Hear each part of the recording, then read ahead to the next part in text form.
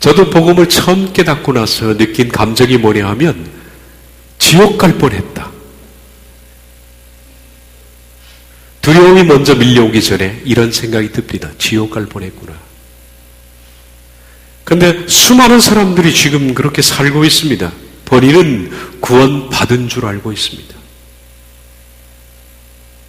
너무 많습니다. 이건 자신은 구원받은 줄 알아요. 제가 생각하기에는 본인이 구원받은 줄 아는 사람들 중에서는 거의 절대 다수가 구원과 무관합니다. 구원과 무관합니다.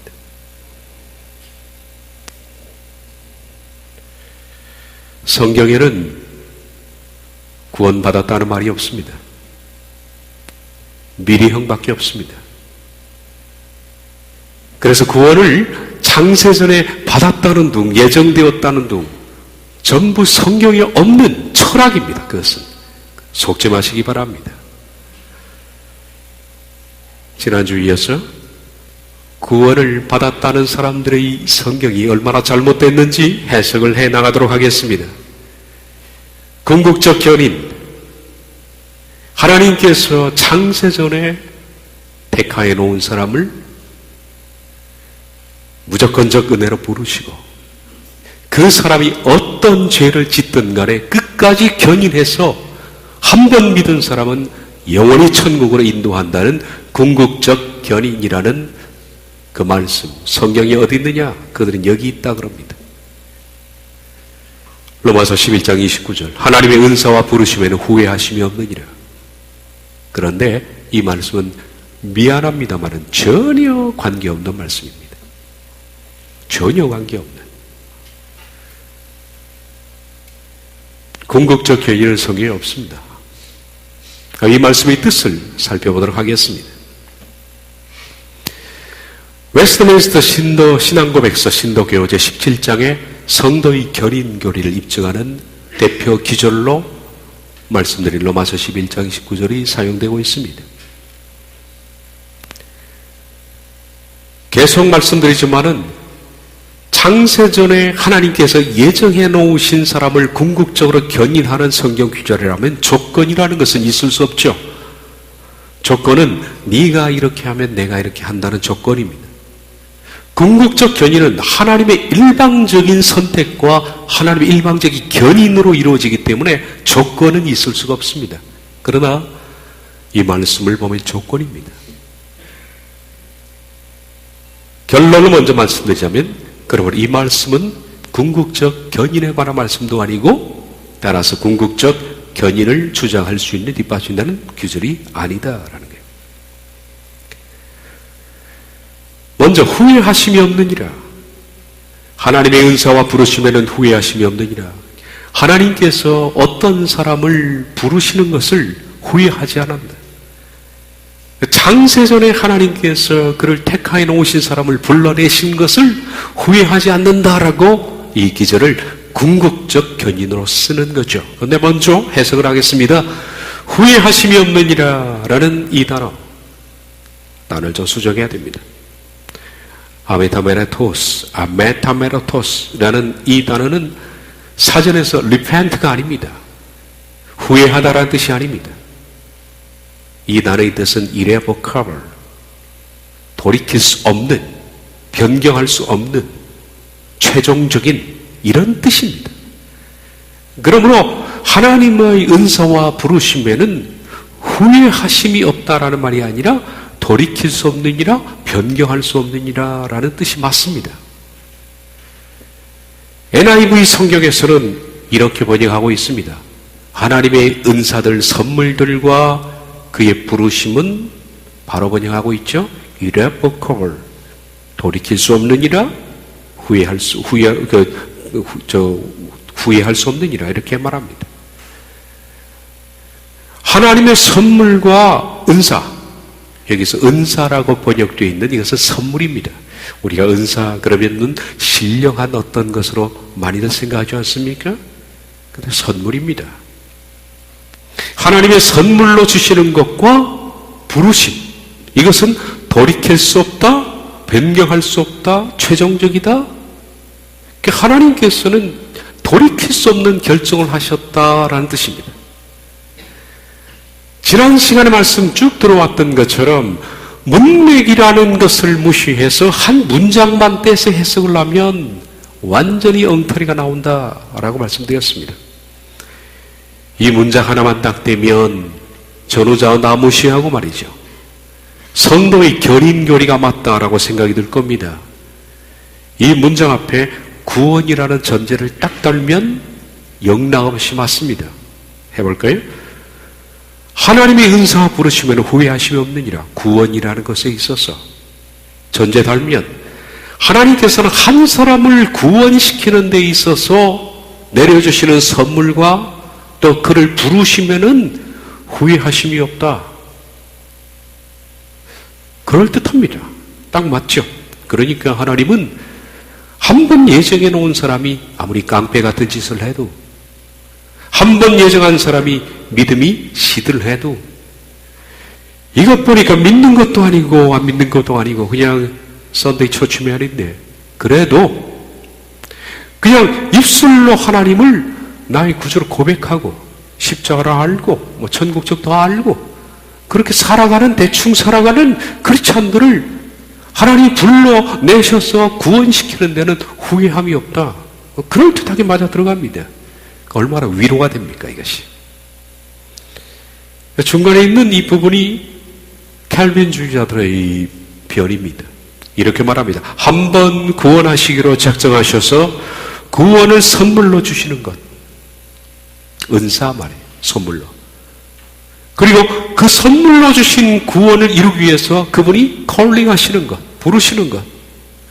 이 부르시는 것에 있어서는 하나님은 변경할 수가 없다. 취소할 수가 없다. 왜? 창세전에 작정했기 때문에. 창세전에 작정했기 때문에. 그것은 하나님의 의지로, 하나님의 뜻으로, 하나님의 일방적인 하나님의 선택으로 했기 때문에 하나님은 불러내셔서 그를 구원시키는 데 있어서는 절대 후회함이 없다. 이렇게 얘기들을 합니다. 근데 항상 문맥을 봐라라는 겁니다. 문맥을. 제가 지금 이런 얘기를 영적으로 하자는 얘기도 아닙니다. 눈으로 얘기하는 것처럼 국어를 보라는 거예요. 국어를. 로마서 11장 전체를 보면 지금 이 말씀이 그 말씀을 말하는 것이 아니라는 것을 알 수 있습니다. 조금만 눈을 떠서 보면 이것은 창세전 개인 구원이 아닙니다. 구원에 관한 얘기가 절대 아닙니다. 지금 딴 얘기를 하고 있는 겁니다. 그럼 무슨 얘기냐? 창세기 11장 전체는 조금 이따 보겠습니다만은 모든 인류에 대한 하나님의 구속사적인 경륜이라는 것은 계획이죠. 어떤 식으로 해서 하나님께서 모든 인류를 구원하고 싶다는 하나님의 구속자적인 스케줄이에요. 하나님 이런 스케줄을 가지고 있어요. 누가 이걸 깨닫겠습니까? 거기에 관한 말씀이 로마서 11장인데 다시 말하면, 쉽게 말하면 이스라엘 백성과 교회죠. 하나님은 이스라엘 백성과 교회를 어떤 스케줄로 하나님의 구속을 이룰 것인가 하는 것에 대한 하나님의 계획을 말씀하신 것이 로마서 11장이다. 로마서 11장은 어떤 배경에서 나왔느냐 하면요, 1절에 이렇게 시작됩니다. 바울이 먼저 질문하죠. 하나님이 자기 백성을 버리셨느냐? 그렇게 질문합니다. 원래는 로마서 11장을 충분히 읽고 난 다음에 말씀을 드려야 하지만은 사도 바울의 질문입니다. 하나님께서 내 백성, 자기 백성이라는 것은 여기서 이스라엘을 말합니다. 이스라엘 백성을 버렸느냐? 그렇게 묻습니다. 마치 사도 바울의 당시에는 하나님께서 이스라엘 백성들을 완전히 버린 것 같은 그런 느낌이 드는 겁니다. 하나님께서 이스라엘을 돌이키기 위해서 얼마나 오랫동안 애를 쓰셨습니까? 창세기 12장에 아브라함을 불러내면서 너로 한 민족을 이룰 것이다. 그리고 네 민족을 통하여, 이스라엘을 통해서 다른 땅의 모든 민족이 복을 받게 하는 하나님의 복의 계획, 이것은 구원의 계획인데, 구원의 계획이 먼저 이스라엘을 부르시고 이스라엘을 통해서 다른 모든 타 타민족을, 이방을 구원하는 것이 하나님의 스케줄이었습니다. 그래서 끊임없이 이스라엘 백성들을 선지자를 보내시고 율법을 주시고 거룩하게 하시고 정결하게 하시고 하셨습니다마는 이스라엘 역사 가운데 내내 하나님을 거역했습니다. 스데반 집사가 죽으면서 그렇게 말하죠. 우리 조상들이 하나님을 늘 거역해 왔다라고 돌에 맞아 죽기 전에 말했습니다. 늘 거역했습니다. 예수님께서 이 땅에 오셔서 이스라엘 백성들을 돌이키려고 했지만은 그래도 거역했습니다. 그 탕자의 비유에서 나타나지 않습니까? 그들은 완악했고 그리고 끝까지 지속적으로 거역했습니다. 그래서 하나님이 최종적으로 그들과 결별하는 포기 선언을 하신 겁니다. 그것이 마태복음 23장입니다.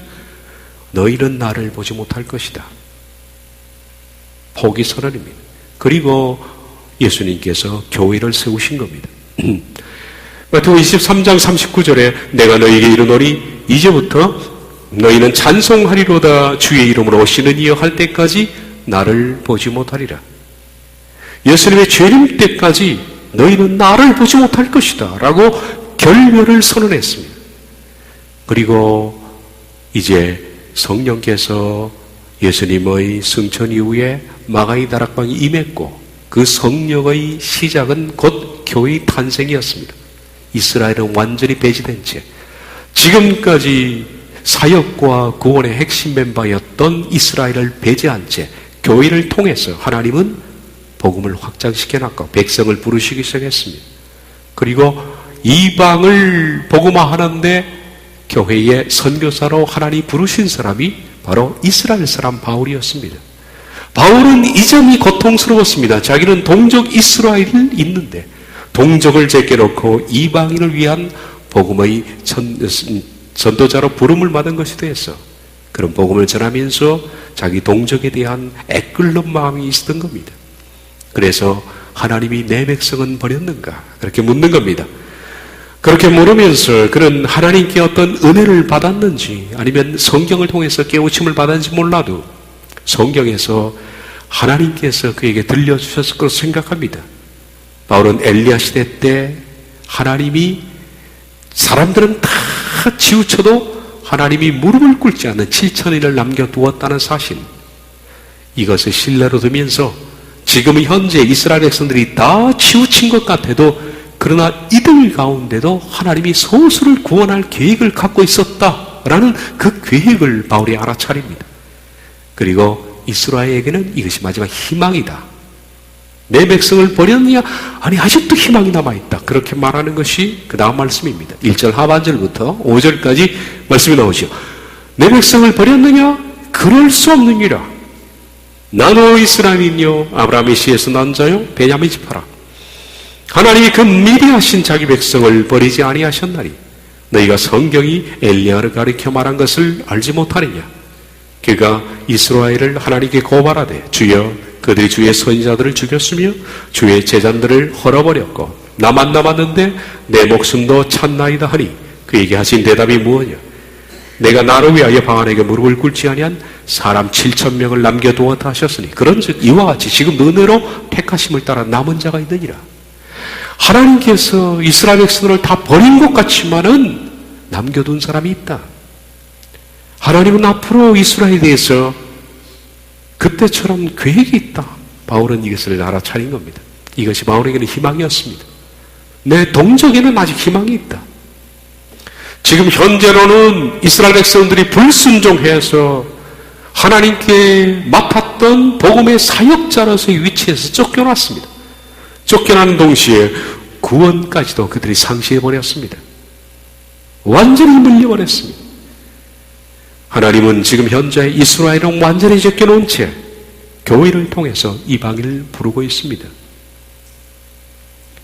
그래서 11절에 이렇게 말하죠. 그들이 넘어짐으로, 그들은 이스라엘 백성이 넘어짐으로 구원이 이방에 이르렀다. 그렇게 말합니다. 그러면서 바울은 계속 경고하기를 하나님께서 이스라엘이 바로 서지 못했기 때문에 사역과 구원에 있어서 그들을 찍어버렸다는 겁니다. 마찬가지로 지금 현재 이스라엘을 찍고 교회를 불렀지만 교회 너희도 두려워해야 된다. 왜냐하면 니들 바로 못하면 이스라엘 백성을 찍듯이 교회도 하나님이 찍어버릴 것이다. 이 사실만 봐도 구원은 얼마든지 찍어버릴 수 있습니다. 여러분. 구원은 상실될 수 있습니다. 죽어봐야 한다고요? 죽어봐서 확인하면 그때는 기회가 없잖아요. 그래서 교회도 두려워하라 라고 말하는 게 17절입니다. 또한 가지 얼마가 꺾였는데 이 가지는 이스라엘 백성을 꺾었다는 겁니다. 돌감람나무인 교회입니다. 네가 그들 중에 젖붙임이 되어 참감람나무 뿌리의 진액을 함께 받는 자가 되었은즉 귀가지들 향하여 자랑하지 말라. 자랑할지라도 내가 뿌리를 보존하는 것이 아니요 뿌리가 너를 보존하는 것이니라. 그러면 내 말이 가지들 꺾인 것은 나로 젖붙임을 받게 하려 함이요 하리니 옳도다. 그들은 믿지 아니함으로 꺾이고 너는 믿음으로 섰느니라. 이스라엘은 믿지 않아서 지금 하나님을 꺾어버리셨고 교회는 믿음으로 지금 섰습니다. 그러니 높은 마음을 품지 말고 도리어 두려워하라. 하나님이 원가지들 이스라엘도 아끼지 아니하신즉 너도 아끼지 아니하시리라. 그러므로 하나님의 인자하심과 준호하심을 보라. 넘어지는 자들에게는 준호하심이 있으니 너희가 만일 하나님의 인자하심에 머물러 있으면 그 인자가 너희에게 있으리라. 그렇지 않으면 너도 찍히는 바 되리라. 그러고서 바울은 이어서 하나님의 구속의 경륜 드라마를 말합니다. 그러면 구원과 지금 사역에 실패한 이스라엘은 찬송하리로다 주의 이름으로 오시는 이여 할 때까지는 버려집니다. 그리고 그동안 그들이 다시 돌아오기 전까지는 하나님께서 그들로 하여금 깨달을 수 없는 그런 마음을 주셔서 막아버렸다고 합니다. 8절에 그들에게 혼미한 심령과 보지 못할 눈과 듣지 못할 귀를 주셨다. 이스라엘은 복음이 열리지 않습니다. 그래서 성경을 봐도 모릅니다. 심령이 혼미합니다. 이게 저주입니다. 봐도 보지 못하고 들어도 듣지 못하는 소경이요 귀머거리 상태로 지금 남아있습니다. 이런 말씀처럼 현재 영적인 눈이 완전히 감겨 있습니다. 그런데 이스라엘이 감겼다고 해서 하나님의 구속의 역사가 멈추느냐? 그렇지 않습니다. 하나님은 모든 백성을 불러내시는 구속의 역사는 쉬지 않고 계속하십니다. 이스라엘이 없으면 이스라엘 대신해서 교회를 세우시고 교회를 통해서 하나님께서는 계획하신 어떤 충만한 수를 부를 계획을 가지고 있습니다. 그런데 이 수가 얼마인지는 아무도 모르죠. 미스터리입니다. 하나님께서 계획하신 교회를 통해서 부를 수가 있습니다. 얼마가 될지 모르지만 그 수가 꽉 차는 상태가 충만한 수입니다. 이 교회의 충만한 수가 꽉 찬 다음에는 마지막 때 이스라엘에게 마치 엘리야 시대 때 다 치우쳤지만 바울에게 무릎 꿇지 않는 7천을 남겨둔 것처럼 소수지만은 하나님의 이스라엘 백성을 그때서 부를 것이다. 그런 계획을 지금 말합니다. 교회가 충만한 수가 꽉 찬 다음에 교회는 마감시키고 다음 넥스트 이스라엘이 복음으로 넘어간다. 교회가 마감되는 것이 들림일 것 같습니다. 하나님께서 자기 백성을 끌어올리신 다음 교회는 이 세상에 더 이상 가치가 없습니다. 그 다음에 이스라엘에게 구원의 역사가 넘어갑니다. 그러므로 환난기를 얘기하는 사람들은 환난기 때 구원을 얻을 것인가? 그래서 개인적인 일인지가 잘 모르겠습니다만은 성경적으로 보면 이방인은 더 이상 기회가 없습니다. 그때는. 이것을 바울은 신비라고 말합니다. 신비. 무스테리온 비밀입니다. 형제들아 너희가 스스로 지혜 있다 하면서 이 신비를 너희가 모르기를 원치 아니하노니 이 신비는 이방인의 충만한 수가 들어오기까지 이스라엘의 도로는 우둔하게 된 것이라. 아까 말했죠. 혼미한 심령, 보지 못하는 눈, 듣지 못하는 귀를 주셨다 그렇지 않습니까? 그때 열리는 겁니다. 우둔하게 된 이스라엘, 그리하여는 이방인의 충만한 수가 꽉 찬 다음에는 이스라엘 백성들이 드디어 본다 이거예요. 보고 듣고 깨닫습니다. 그리고 그들이 아마 2000년 전에 죽인 예수님이 바로 그들이 그토록 기다렸던 메시아였다는 사실을 발견하겠죠. 그리고 통곡하게 되고 이스라엘은 다시 한번 이방인 교회가 시작된 오순절 성령 강림처럼 그들에게도 성령 강림의 역사가 또 한 번 있을 겁니다. 그것은 이스라엘에게 해당되는 겁니다. 그래서 이스라엘의 복음이 시작되는 그것이 하나님의 경륜이며 계획이라고 말씀합니다. 바울은 몰랐습니다. 그래서 자기는 몰라서 지금 현재 버려진 것 같은 자기 동족 이스라엘 보면서 가슴이 답답했습니다. 그런데 이 사실을 하나님께 듣고 깨닫고 나서 보니까 와, 하나님께서 이렇게 놀라운 계획을 세웠구나. 하나님의 구속의 스케줄은 너무 웅장하구나. 그러면서 바울이 감탄합니다. 그 말씀이 33절부터 나옵니다. 깊도다 하나님의 지혜와 지식의 풍성함이여 그의 판단은 헤아리지 못할 것이며 그의 길은 찾지 못할 것이로다.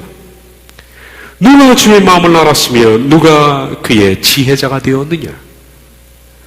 누가 주께 먼저 드려서 갚으심을 받겠느냐.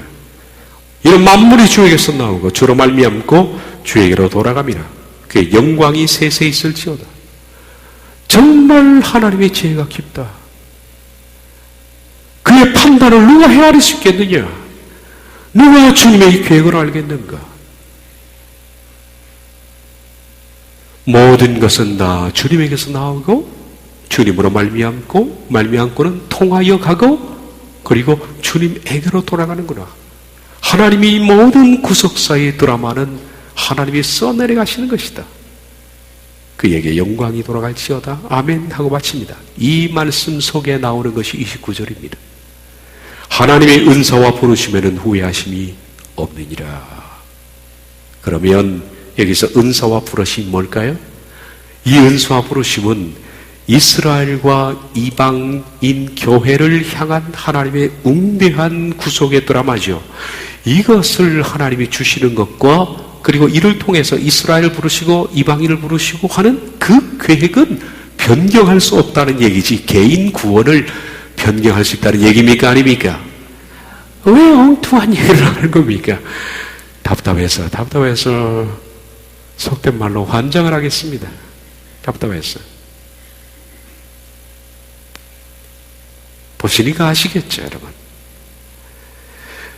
이것은 하나님의 구속의 계획에 이방인을 향한 이스라엘을 향한 그 계획을 진행함에 있어서 만물이 주에게서부터 나오고 주로 말미암고 주로 돌아가는 모든 계획, 실행 그리고 완성 이것은 하나님이 하시는 것이고 이 부분에 있어서 이것은 하나님의 일방적인 주권입니다. 이것이야말로.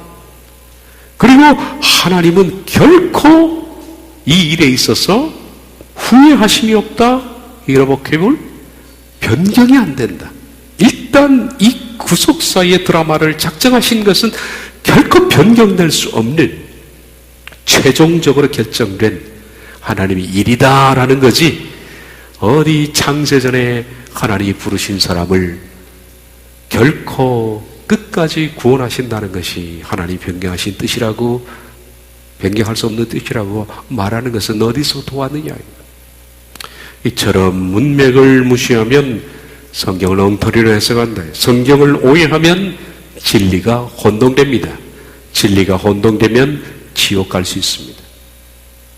진리가 혼동되면 진리는 성경은 날카로워야 합니다. 그러지 않으면 지옥 갈 수가 있다는 겁니다. 구원은 두렵고 떨림으로 이루어 나가야 되는 것이고 구원은 언제든지 상실될 수 있다는 것을 기억해야 됩니다.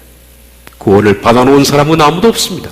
나 구원 받았네 라는 것은 결코 없는 일입니다. 그렇습니다. 하나님의 구속의 역사가 변경될 수 없다는 것이지 창세전 개인 구원이 변경될 수 없다는 것이 아니다. 그럼에도 불구하고 아직도 웨스트민스터 신앙고백서 신도교 17장에는 구원의 견인교리를 입증하는 구절로 지금도 쓰여지고 있다. 안타깝다는 얘기입니다.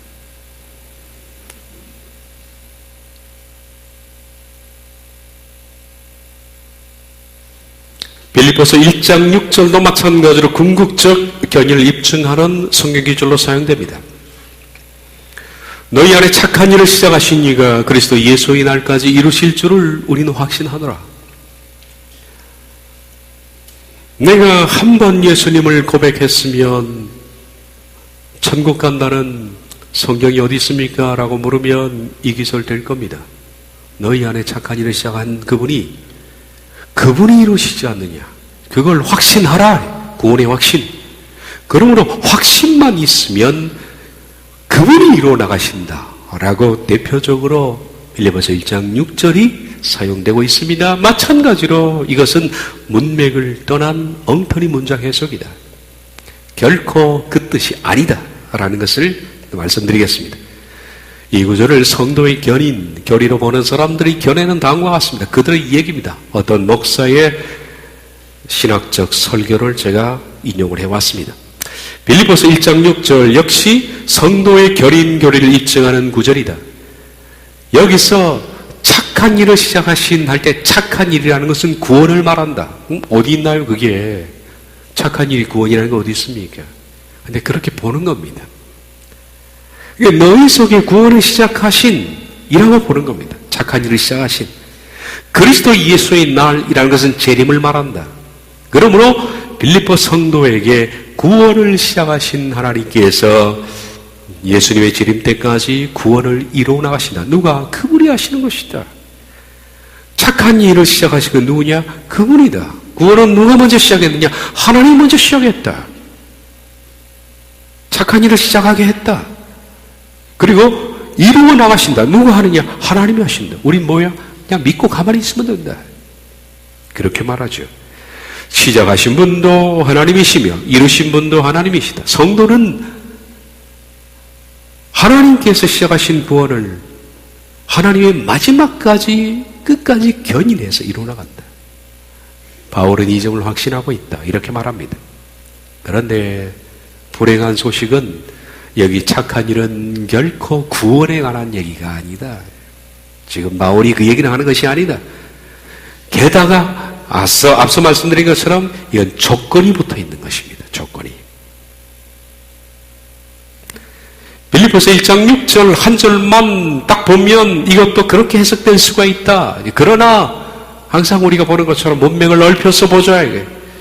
바울이 말하고 있는 착한 일이라는 것은 뭘까? 앞절을 보면 앞절만 봐도 알 수 있습니다. 빌립보서 3장 1절, 3절에 6절. 내가 너희를 생각할 때마다 나의 하나님께 감사하며 간구할 때마다 너희 무리를 위하여 기쁨으로 항상 간구함은 너희가 첫날부터 이제까지 복음을 위한 일에 참여하고 있기 때문이라. 그러고 나오는 말씀이 너희 안에 착한 일을 시작하신 이가 그리스도 예수 날까지 이루실 줄을 우리는 확신하노라 라고 말합니다. 그럼 여기서 착한 일을 시작했다네. 착한 일이 뭡니까?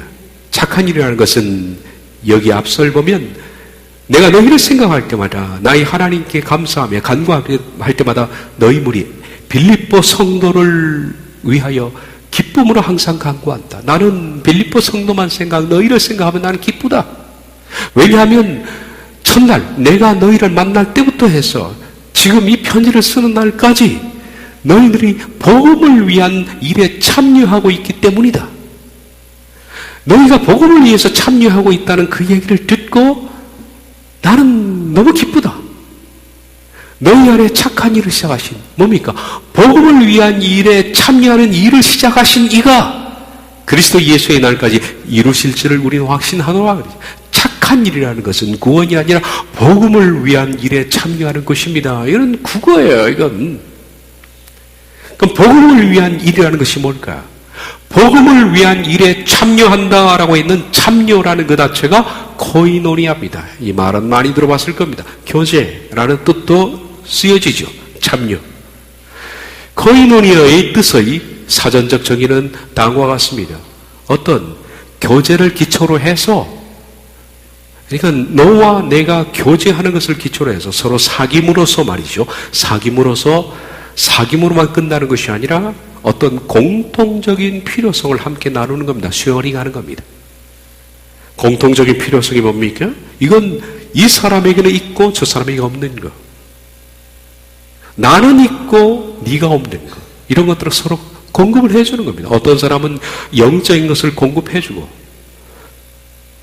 어떤 사람은 물질이 공급해주고, 마음이 풍성한 사람들은 외로운 사람들에게 좀 쉐어링 해주고, 이게 코이노니아입니다. 코이노니아는 서로 상호간에 없는 것을 보충해주는 겁니다. 그래서 성도들은 교제하라라는 그 뜻이 그겁니다. 우리 반갑고 그냥 악수하고 하하거리고 맛있는 거 먹고 그런 게 아니라 서로 간에 결핍된 것을 채워나가는 것이 코이노니아입니다. 그리스도 안에서 서로 사랑의 교제를 나누며 서로의 관심사인 복음을 전하는 일에 영적, 정신적, 물질적인 것을 공유하는 것, 이 자체가 코이노니아입니다. 사도 바울은 이 빌립보서를 쓸 때 바울은 옥중에 있었습니다. 그래서 빌립보서가 뭡니까? 옥중서신이라 그렇게 부릅니다. 옥중에 갇혀서 바울은 마음이 많이 외로웠을 겁니다. 근데 옥중에서 들리는 얘기를 들어보니까 지금 디도라는 사람이 와서 그에게 전해주는데, 너무 감사한 일은 빌립보 성도들이 자기가 복음을 뿌리고 지금까지 돌아왔는데 어떻게 된지 모르지만은 전해오는 소식에 들은 얼마나 그들이 복음에 참여하는 일에 같이 하고 있다는 얘기를 하는지 몰라요. 이게 바울에는 너무 기쁘다는 겁니다. 그래서 내가 첫날부터 지금까지 들리는 소문으로는 너희가 서로 코이노니아가 잘 되고 있다는 얘기를 들었다. 나는 이것이 너무나 기쁘다라고 말합니다. 빌립보 성도들이 복음을 전한 뒤에 서로 물질을 서로 나누고, 없는 사람을 좀 챙겨주고, 외로운 사람을 좀 돌봐주며, 서로 간에 보충을 해가며, 서로 간에 이렇게 섬겨가며 말이에요. 이런 변함없이 그리스도 안에서 서로 사랑의 교제를 나누며, 그러면서 복음이 점점 풍성해지는 일에 있어 서로 공유하기 때문에 바울은 이것을 착한 일이라고 불렀습니다. 다시 봅니다. 빌립보서 1장 6절, 너희 안에 착한 일을 시작하시니 복음 안에서의 교제, 코이노니아를 시작하신 이가 그리스도 예수의 날까지 이루실 줄을 우리는 확신하노라.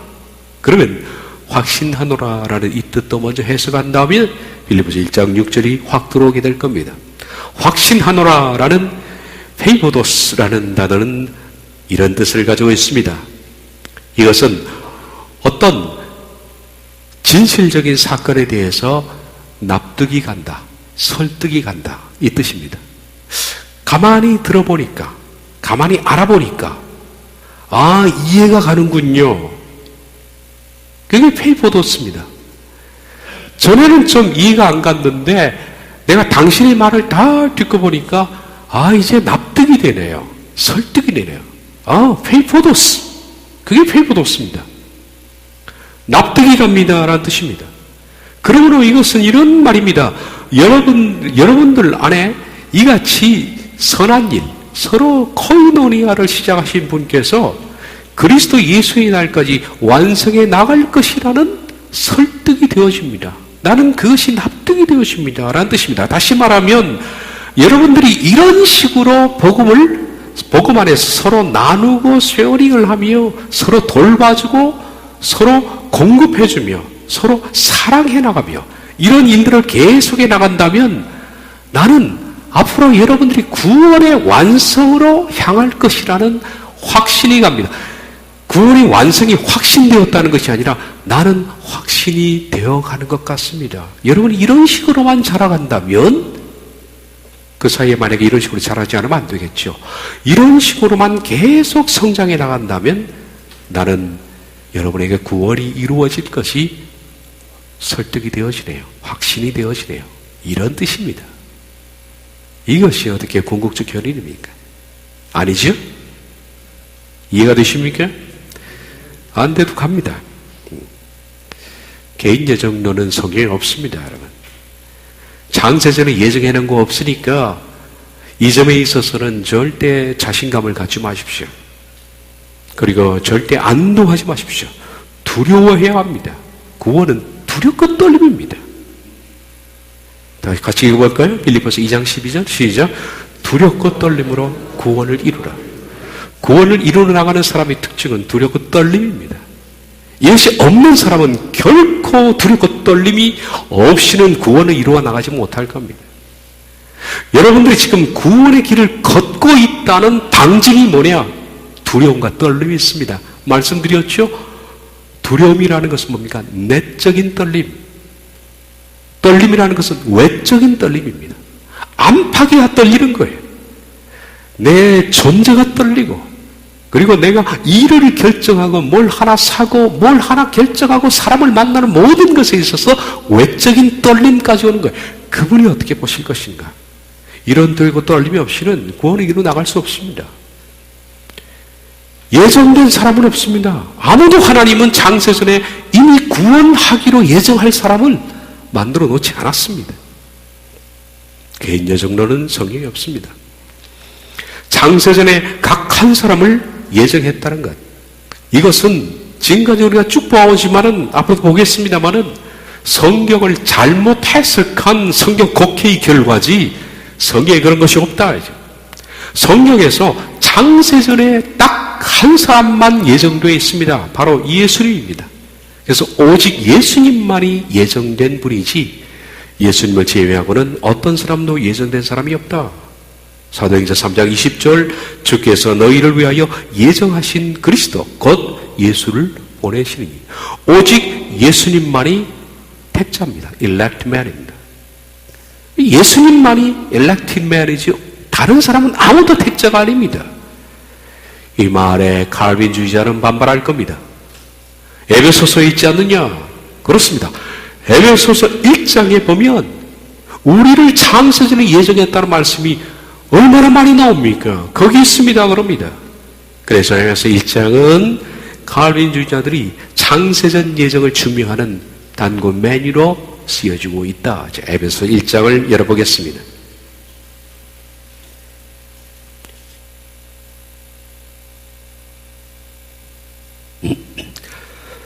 3절부터 14절을 봅니다. 찬송하리로다 하나님 곧 우리 주 예수 그리스도의 아버지께서 그리스도 안에서 하늘에 속한 모든 신령한 복을 우리에게 주시되 곧 창세전에 그리스도 안에서 우리를 택하사 나오죠? 창세전에 우리를 택했다. 우리로 사랑 안에서 그 앞에 거룩하고 흠이 없게 하시려고 그 기쁘신 뜻대로 우리를 예정하사 예수 그리스도로 말미암아 자기 아들들이 되게 하셨으니 이는 그가 사랑하시는 주 안에서 우리에게 거저 주시는 바 그의 은혜의 영광을 찬송하게 하려는 것이라. 우리는 그리스도 안에서 그의 은혜의 풍성함을 따라 그의 피로 말미암아 속량 곧 죄 사함을 받았느니라. 이는 그가 모든 지혜와 총명을 우리에게 넘치게 하사 그 뜻의 비밀을 우리에게 알리신 것이요 그의 기뻐하심을 따라 그리스도 안에서 때가 찬 경륜을 위하여 예정하신 것이니 하늘에 있는 것이나 땅에 있는 것이 다 그리스도 안에서 통일되게 하려 하심이라. 모든 일을 그의 뜻의 결정대로 일하시는 이의 계획을 따라 우리가 예정을 입어 그 안에서 기업이 되었으니 이는 우리가 그리스도 안에서 전부터 말하던 그 영광의 찬송이 되게 하려 하심이라.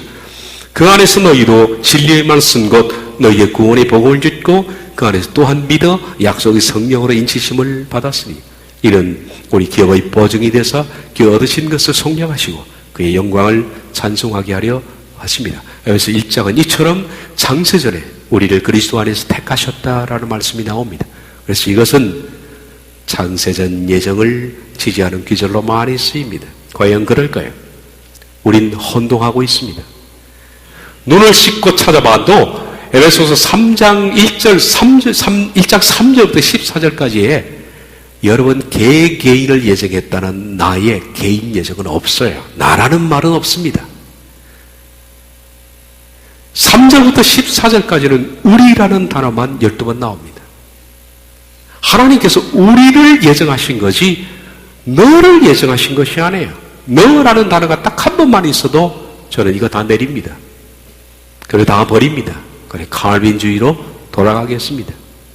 그러나 눈을 씻고 찾아봐도 12번 우리밖에 없습니다. 다시 말해 하나님의 창세전에 그리스도 안에서 우리라는 것은 어떤 겁니까? 막연한 공동체입니다. 너희라고 할 때는 복수죠. 너희 할 때는 확실한 공동체입니다. 우리라고 할 때는 좀 막연합니다. 바울이 만약에 에베소서를 쓸 때 에베소 교인들을 향해서 창세전에 그리스도 예수 안에서 너희를 택하사, 그러면 개인 예정이 맞습니다. 딱 지목해 주잖아요. 그런데 왜 에베소 성도에게 쓰면서 너희라 그러지 않고 우리라 그럴까요? 우리는 너희를 포함해서 막연한 공동체거든요. 이것은 개인이 아닙니다. 다시 말하면 우리라는 단어는 그리스도의 피로 앞으로 속량할 교회 공동체를 말합니다. 교회를 말합니다. 그러므로 이 단어를 교회라 바꿔 읽어도 됩니다. 다시 한번 읽어볼까요? 찬송하리하다 하나님 곧 우리입니다. 우리라고 부릅니다. 우리 주 예수 그리스도의 아버지께서 그리스도 안에서 하늘에 속한 모든 신령한 법을 우리에게 주시되 곧 창세전에 그리스도 안에서 우리를 택하사 우리로 사랑 안에서 그 앞에서 거룩하고 흠이 없게 하시려고 극히 보신 뜻대로 우리를 예정하사 예수 그리스도로 말미암아 자기 아들들이 되게 하셨으니 이는 그가 사랑하는 자 안에서 우리에게 거저 주시는 바 그의 은혜의 영광을 찬송하게 하려는 것이요 우리는 그리스도 안에서 그의 은혜의 풍성함을 따라 그의 피로 말미암아 성령과 제사함을 받았느니라. 이는 그가 모든 지혜와 총명을 우리에게 넘치게 하사 그 뜻의 비밀을 우리에게 알리신 것이라. 전부 우리만 나와 있습니다. 우리 계획을 따라, 이의 계획을 따라 우리가 예정을 입어 그 안에서 기업이 되었으니 이는 우리가 그리스도 안에서 전부터 바라던 우리라는 것은 바울이 자기도 포함될 것을 믿었겠지만은 하나님께서 구속의 계획을 세우실 때 하나님을 믿는 백성들을 만드실 공동체를 생각합니다. 그것이 우리입니다. 다시 말하면 우리는 믿음의 요구에 합당한 사람들로 이루어질 하나님의 자녀 공동체며 바로 하나님께서는 창세전에 교회를 예정하셨다는 것이지 한 사람을 예정했다는 것이 아니다. 바로 그 교회에 합당한 부름을 받는 사람은 누구냐? 믿는 자다. 그 믿는 자는 뭐가 믿는 것인가 하는 것은 다음에 말씀드리겠습니다. 믿는 것은 인식의 문제일까? 아니면 삶의 전반적인 문제일까 하는 거예요. 이해하는 것, 복음을 아는 것, 교회 다니는 것, 십자가 도를 아는 것, 인식의 문제가 믿음일까? 믿음은 완전한 변화까지를 가르쳐서 믿음이라 하는 것인가? 거기에 대해서는 후에 말씀드리겠습니다. 어쨌든 창세전에 믿는 자들로 구성된 자녀 공동체를 만들 것을 예정하셨고 그리고 이 공동체 안에는 누구든지 하나님께서 그 합당한 믿음을 가지고 있으면 부르십니다. 누구든지. 그래서 누구든지가 전제 조건입니다. 누구든지 믿기만 하면 다 이 공동체에 들어올 수가 있다. 그리고 또한 하나님께서는 할 수만 있다면 이 세상 모든 사람들이 하나님이 세우신 믿음의 기준에 부합된 삶을 살아 다 들어오기를 원한다. 그게 하나님의 원이지 않습니까? 베드로후서 3장 9절에 주께서는 너희를 위하여 오래 참으사 아무도 멸망하지 아니하고 다 회개하기에 이르기를 원하시는. 누가 하나님이 지옥 가기를 원하십니까? 다 회개하여 들어오기를 원하시죠. 어떤 사람이라도 멸망하는 것을 원치 않습니다. 그것이 하나님의 사랑의 속성입니다. 야고보 3장 모세가 광야에서 뱀을 든 것 같이 인자도 들려 하리니 이는 그를 믿는 자마다 everybody 모든 사람마다 영생을 얻게 하려 하십니다. 하나님 원이에요. 믿기만 하면 영생을 얻게 하는 믿는 자마다는 조건입니다. 아까 말씀드린 게 믿음이라는 것은 인식의 문제인가 삶의 문제인가 하는 그 차로 나중에 말씀드리겠습니다. 어쨌든 믿는 자마다 하나님 영생을 다 주시기를 원합니다. 근데 예정론자들은 아무리 믿는다고 해도 예정되어 있지 않는 사람은 절대 구원하지 않습니다. 이게 웬 폭행입니까 이것이? 하나님이 세상을 이처럼 사랑하사 독생자를 주셨으니 이런 그를 믿는 자마다 멸망하지 않고 영생을 얻게 하려 하심이라. 그러다가 우리가 12절까지 읽었는데요 12절에서 드디어 우리가 12번 나오다가 너희로 바뀝니다. 너희는 빌립보 성도입니다. 너희로 바뀌는 대목이 13절 딱 한 번 나옵니다. 모든 일을 그의 뜻의 결정대로 일하시는 이 계획을 따라 우리가 예정을 입어 그 안에서 기업이 되었으니 이는 우리가 그리스도 안에서 전부터 말하던 그 영광의 찬송이 되게 하려 하심이라 12절이 끝났어요. 그리고 13절 그 안에서 너희는 누구예요? 빌립보 성도를 바로 지목하는 특수한 어떤 제한된 그룹입니다. 그 안에서 너희도 진리의 말씀 곧 너희의 구원의 복음을 듣고 그 안에서 또한 믿어 약속의 성령을 인치심을 받았으니 라고 말합니다. 그러면 우리에서 너희로 넘어가는 것이 13절입니다. 그래서 13절을 보면 직역을 하면 당황하시게 됩니다. 너희까지도 이 번역이 안 됐어요. 13절에 보면 너희 그 안에서 너희도 그랬습니다. 너희도가 아닙니다. 너희도가 아니라 이 단어가 카이 휘메이스 카이는 까지도라는 뜻입니다. 너희까지도 이 번역이 안 돼 있는 거예요. 참 안타까워요. 너희까지도 그분 안에서 진리의 말씀을 듣고 너희의 구원의 복음을 듣고 믿기까지 하였다. 마찬가지로 까지라는 단어가 하나 또 나옵니다. 맨 밑에 보면 카이 피스티안 산트 믿기까지 하였다. 너희까지도 믿기까지도 하였다. 이 뜻이 뭡니까? 자, 우리라는 구원 공동체를 하나님이 설정하셨습니다. 이 구원 공동체에 들어오도록 하나님께서는 창세전에 교회에 대한 구원의 스케줄을 세워놓으셨습니다. 그리고 그 구원의 스케줄을 세워놓은 대로 하나님께서는 이방인들을 믿음의 조건에 부합되는 자들을 부르시고 있습니다. 천국 백성이 하나씩 늘어나고 있죠.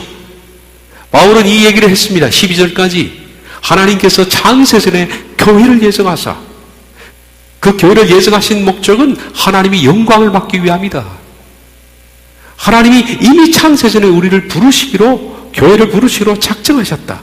그런데 13절 빌립보 성도 너희까지도 지금 말씀을 듣고 너희까지도 믿고 있구나. 너희도 들어갈 수가 있겠구나. 그 뜻이죠. 오케이, 이해가 되셨습니까? 이 부분을 쉽게 얘기해줘도 이해를 못하는 사람이 많이 있습니다. 그래서 까지도라는 번역이 중요한 겁니다. 너희까지도 그렇게 되다니. 너희까지도. 그래서 바울은 감탄하는 겁니다. 지금 현재 너희도 이렇게 하나님의 부름의 조건에 합당한 삶을 살고 있어요. 너희들도 역시 참여할 수 있겠구나. 너무 즐거워. 이 뜻이죠. 바울이 말하는 것은 하나님은 창세전에 공동체를 택하시고 예정하셨는데 그것이 하나님 기쁘신 뜻이고 공동체를 통하여 예수 그리스도로 말미암아 하나님의 아들이 되게 하셔서 우리의 영광을 찬송하게 하려 하시는데 에베소 교인 너희까지도 진리의 말씀을 듣고 믿기까지 하고 있구나 라고 말하는 겁니다. 이제 에베소서 1장 우리가 13절까지 읽었는데 그 뒤에 나오는 바울의 기도가 이해가 됩니다. 그 앞서 말씀이 이해가 안 되면 이 기도도 이해가 안 됩니다. 그러므로 나도 여러분이 주 예수를 믿는다는 것과 여러분이 모든 성도를 사랑한다는 것을 듣고서 여러분이 기억하면서 기도를 올리며 여러분을 두고 끊임없이 감사를 드립니다. 너희까지도 이러고 있구나. 너희까지도 주를 믿고 있고 너희까지도 성도를 사랑하고 있고 이런 것들을 나는 들으면서 너무 감사하고 있다. 우리 주 예수 그리스도의 하나님 영광의 아버지께서 지혜와 계시의 영을 여러분에게 주셔서 아버지를 알게 하시고 여러분의 마음의 눈을 밝혀주시기를 빕니다. 그리하여 하나님께서 여러분을 부르셔서 여러분에게 주신 그 소망이 무엇인지 이 말씀을 잘 보십시오. 여러분을 부르셔서 여러분에게 주실 그 소망이 무엇인지 하나님께서 성도들에게 주신 상속의 영광이 얼마나 풍성한지 하나님께서 우리 믿는 사람에게 강한 힘으로 활동하는 그 능력이 얼마나 큰지를 여러분이 알게 되기를 바랍니다. 무슨 뜻입니까?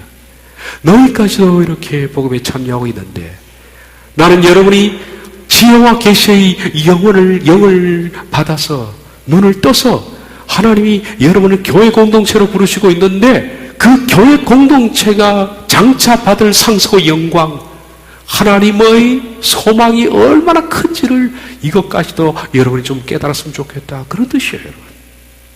바울의 원이 창세전에 예정된 우리 공동체입니다. 그러므로 우리 공동체는 장세전에 예정되어 있습니다. 장세전에 그리스도 안에서 우리를 택하사, 교회를 택하사, 교회로 사랑 안에서 그 앞에서 거룩하고 흠이 없게 하시려고 그 기쁘신 뜻대로 교회를 예정하사 그리스도 예수로 말미암아 자기의 아들들이 되게 하셨으니 우리가 과연 교회에 들어갈 수 있을까요? 앞으로 이루어질 하나님의 이방인과 이스라엘 민족들로 이루어질 하늘의 천상 공동체, 히브리서 11장의 믿음의 선조들과 함께 들어갈 수 있는 그 소망과 하나님의 은혜가 있는 그 영광의 나라에 과연 우리가 들어갈 수 있을까요? 근데 여러분들이 점점 교제하면서 서로 공급해가며 서로 사랑해가며 첫날부터 지금까지 성장해 나가는 모습을 볼 때 이런 식으로 한다면 여러분들까지도 들어갈 수 있을 것이라고 저는 이해가 되어지네요. 바울의 말입니다. 그리고 저도 그런 말을 같이 했으면 좋겠습니다. 예. 조금만 더 하고 마치겠습니다. 그러면 장세전이라고 말했는데 장세전에 그리스도 안에서 우리를 택했다는데 장세전이 뭘까? 카타볼레 코스모, 프로는 비포입니다. 전이라는 뜻이고 카타볼레라는 단어는 제가 설명해 드리겠습니다. 코스모스는 세상입니다. 장세전은 세상을 카타볼레하기 전이라는 뜻입니다. 먼저 카타볼레는 카타라는 단어와 볼레가 합쳐졌습니다. 이 카타볼레는 어떤 경우는 물건을 갖다 집어 던져 놓는 겁니다. 휙, 카타볼레입니다. 집어 던져의 뜻이죠. 그리고 코스모스라는 개념의 뜻은 하나님이 창조하신 세상이 아닙니다. 이건 타락한 세상이에요. 하나님이 창조해 놓은 게 타락되었을 때 그걸 부를 때 세상, 코스모스라 그렇게 부릅니다. 그러므로 코스모스의 뜻은 타락이 전제되어 있습니다. 원래 하나님께서 창조하신 창조된 세상이 코스모스가 아닙니다. 요한복음 3장 16절에 코스모스가 나오죠. 하나님이 세상을 이처럼 사랑하사. 그때 코스모스입니다. 그 세상이 뭡니까? 타락된 세상조차도 사랑하사. 하나님이 창조하신 세상을 사람이 마귀를 끌어들여서 다 타락시켜 놨지만 그조차도 사랑해서 독생자를 주셨으니 이란 뜻입니다. 그러면 장세전이 무슨 뜻일까요? 이 장세전은 창세기 1장 1절에 나와 있는 하나님이 세상을 창조하시니라 라는 그 세상이 아닙니다, 여러분. 이건 무결점 세상입니다. 이건 창세기 1장에 세상을 창조한 그 세상이 아니라 아담이 타락한 뒤에 세상에 죄가 들어와서 그 죄가 완전히 세상을 잠식하기 전에 그 세상을 말합니다. 그것이 바로 창세전입니다.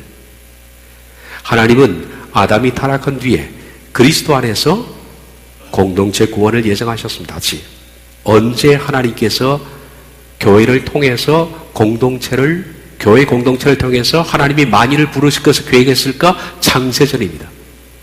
다시 말하면 창세기 1장 1절 하나님이 세상을 창조하기 전에 그 계획을 세워놓으신 것이 아니라 세상을 창조해 놨는데 아담이 마귀를 끌어들여 타락해버렸습니다. 타락해서 세상이 코스모스가 되기 전 바로 그 세상 전에 하나님이 공동체를 통해 교회를 통해서 백성들을 구원해야 되겠구나라는 계획을 하셨다는 겁니다. 이해가 되셨습니까?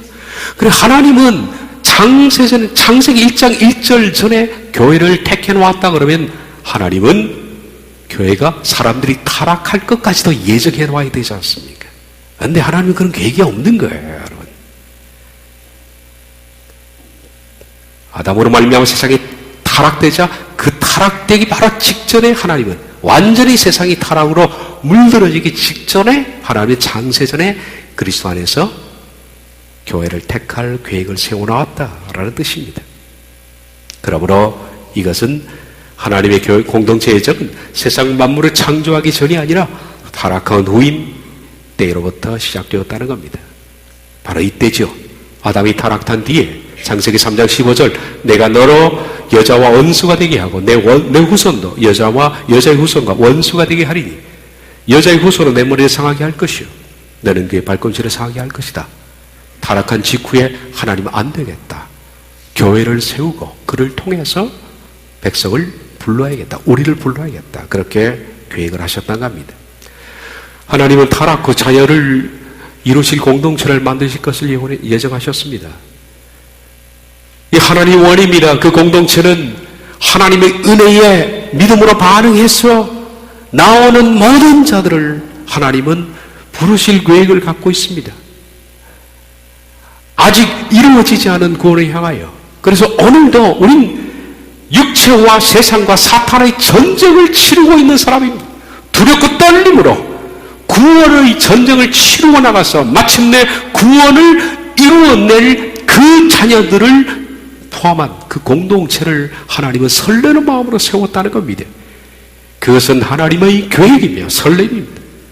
그리고 그 나라를 사모하는 우리 모두의 설렘이게 합니다. 이미 구원은 시작되었습니다만은 아직 구원은 받지 않았습니다. 그래서 우리들은 이미와 아직 사이에 존재하면서 바울처럼 표대를 향하여 내가 이미 구원을 얻었다 함도 아니요 아직 이루었다 함도 아니고 단지 표대를 향하여 달려가서 마침내 구원을 이루어낸 사람들, 그 사람들은 가장 소중한 것을 놓치지 않기 위해서, 가장 소중한 것을 놓치지 않기 위해서 마치 밭에서 엄청난 부활을 발견한 것처럼 기뻐 뛰며 자신의 모든 소유를 팔아서 그 밭을 반드시 사고 마는 사람들, 복음을 위해서는 전 삶을 올인하는 사람들, 천국을 얻기 위하여 내 삶을 완전히 드린 사람들, 어떻게 해서든지 구원에 이르기 위해서 달려가는 사람들, 그런 사람들에게 성령님이 도우시고 그 사람들이 더욱 자녀로 성장할 수 있도록 위로하십니다. 이런 사람들이 이루어 나갈 공동체가 자녀 공동체입니다. 바울이 말합니다.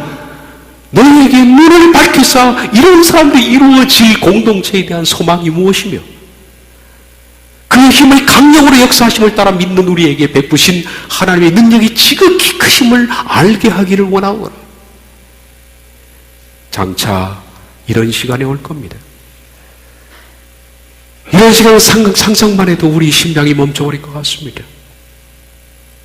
이 땅에서 피 묻은 전투복을 벗지 않고 치열한 접전을 치러낸 그 자녀들의 눈에서 마침내 눈물을 닦아내시고 영광의 세마포옷으로 갈아입히시고 그들의 머리에 묘의 멜류관을 씌우실 그날을 바라보면서 저와 여러분은 오늘도 피 묻은 전투복을 벗지 않고 전신갑주를 입은 채 세상을 살아가는 사람들, 하나님의 자녀로 이루어질 그 공동체를 멀리서 바라보고 환영하며 히브리서 11장처럼 이 땅에서는 나그네요 외국인으로 살아가는, 이 땅에 발을 딛고 살고 있지만 마치 낯선 땅인 것처럼 그런 외국인들에게 이 공동체는 마침내 실현될 것입니다. 기도하겠습니다.